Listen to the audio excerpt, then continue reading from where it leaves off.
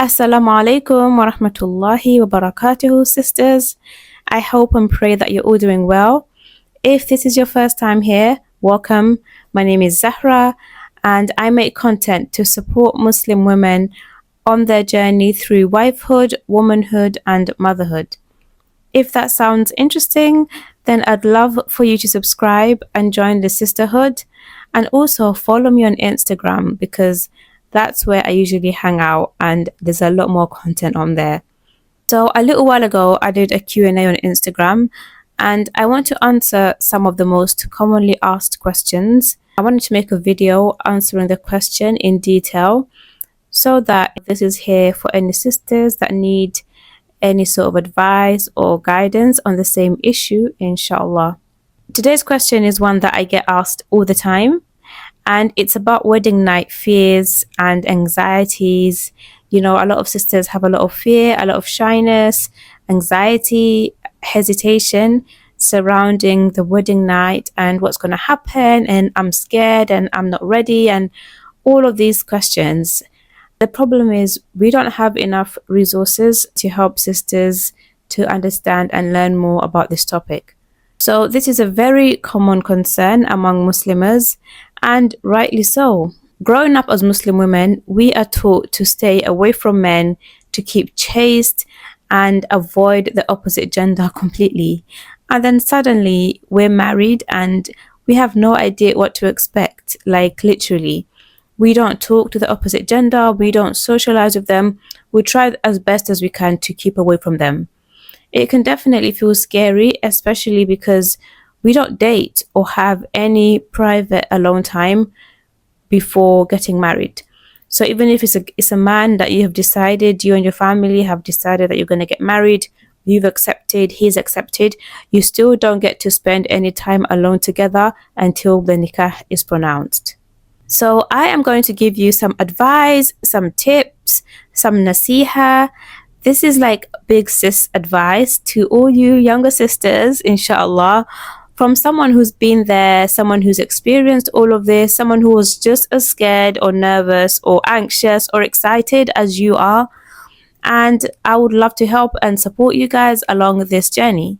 So the first thing I want to remind you, dear sisters, is that it is completely normal to feel shy, anxious, scared, nervous, whatever it is that you're feeling.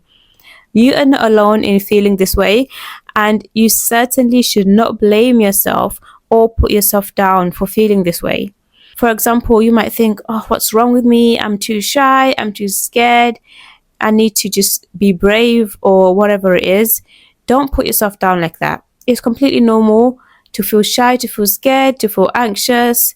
We've all been there. We've all felt this feeling, and it will be okay in the end. I promise, inshallah, it will be okay. Now, Allah created us all differently, and for some sisters, they might feel just a little bit anxious, just a little bit shy, and other sisters might feel full on scared, nervous, like I'm running away, kind of scared. Now, probably the most important point I'm going to make in this video is I want you to know that even though it's scary, it's a little bit awkward, you know, the first wedding night, I want you to know that this is the best way to do things, because that is the way that Allah has decreed for us to get married. Allah has decreed for us Muslims to get married without dating or talking to the person privately. That's the way that Allah has decided that we as Muslims are going to go about getting married. And we know, okay, we know our Lord, and we know that He cannot decree something that is bad for us, that is harmful for us. So trust that there is khair, there is goodness in this for you.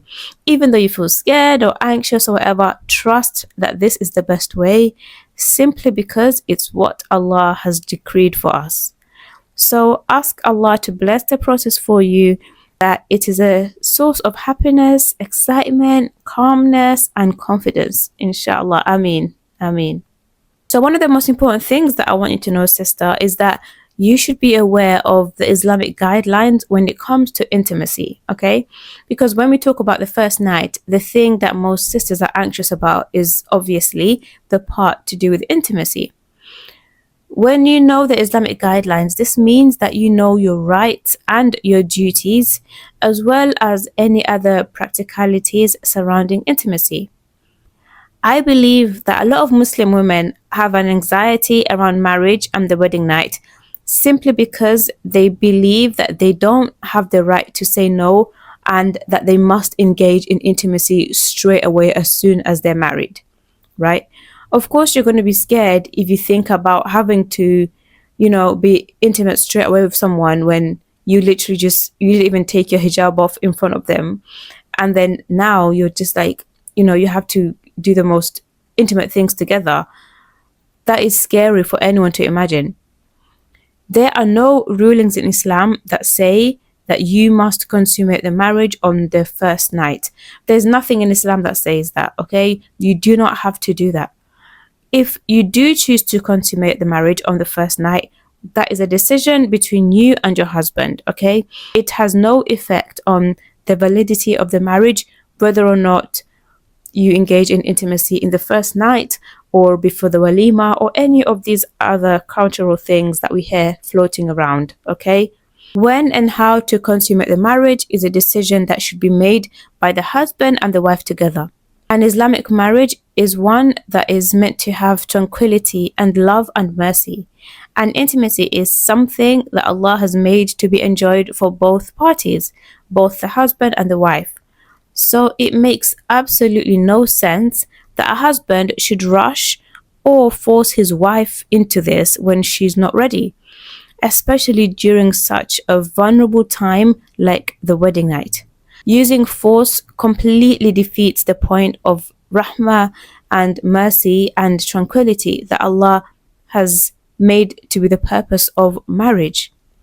So please don't be worried about this, because a good man should be there to support you and to make sure that you're okay, you're comfortable, and that you feel emotionally safe and secure before any of that stuff happens, okay? And if he doesn't do that, then that's a flaw on his part, okay? And he is wrong for that. For him to rush you into anything like that when you don't feel ready or uncomfortable, it really is not okay. I am trying to keep it as modest as possible, talking about this topic on the internet. Subhanallah. So, sisters, I want you to know that if during any time during the intimate process, if you are in pain or you need some more time or you want to take a break, you feel that it's a bit overwhelming, I want you to know that it's okay. You have the right, and you should definitely speak up and ask your husband to stop or to slow down or to give you a break, whatever it is that you need. Please don't worry about displeasing him in this manner or worry about him not being able to control himself, because he can control himself and he'll be fine. He'll be okay. Okay? It's important that you are comfortable, you are okay with what's going on, because it doesn't make any sense. The marriage is not just for the man, it's also for you. You also have the right to be happy and to be comfortable and to enjoy whatever is happening, okay?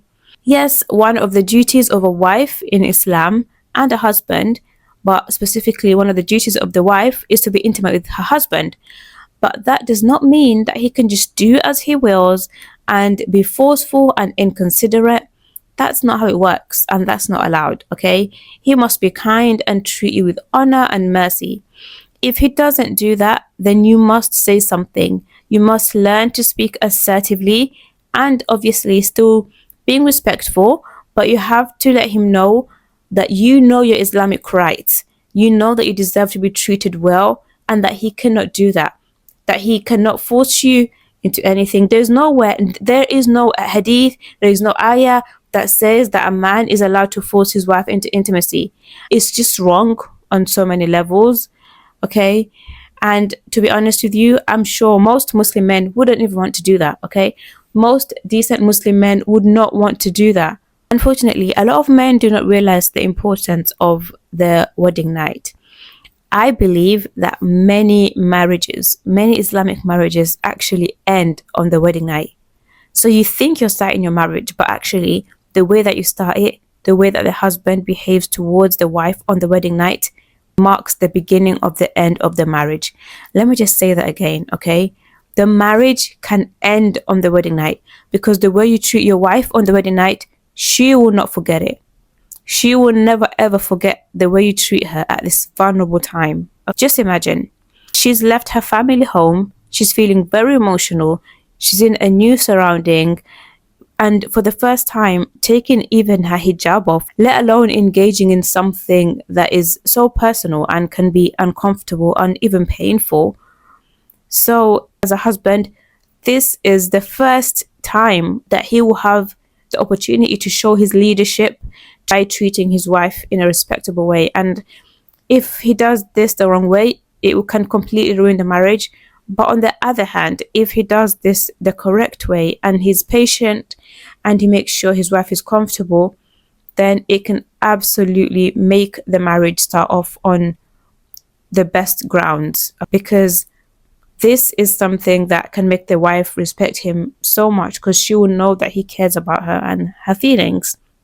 We all know the famous hadith where the Prophet ﷺ refused men from just jumping on their wives and being harsh like animals. Okay, this is something that is not to be done in a normal situation where you're going to be intimate with your wife. So imagine on the wedding night, on the first night, in a situation that could potentially be very uncomfortable and perhaps painful for the wife. It's important that she is treated with dignity, with patience, and with calmness. I do want to add that a lot of sisters feel very scared, but once the nikah has been pronounced and they are husband and wife, she may begin to feel more relaxed, more comfortable, and more open towards her husband. I want to recommend a book that I believe all Muslim women should read, and that is The Bride's Amana, an intimate guide for the Muslim bride. This is an ebook that I have written specifically for Muslim women, and this book will help you to feel confident and ready and prepared and know what to expect. So check the link in my description box for this book, inshallah, and I pray that this video was helpful. Jazakallah khair for watching. Assalamu alaikum wa rahmatullahi wa barakatuh.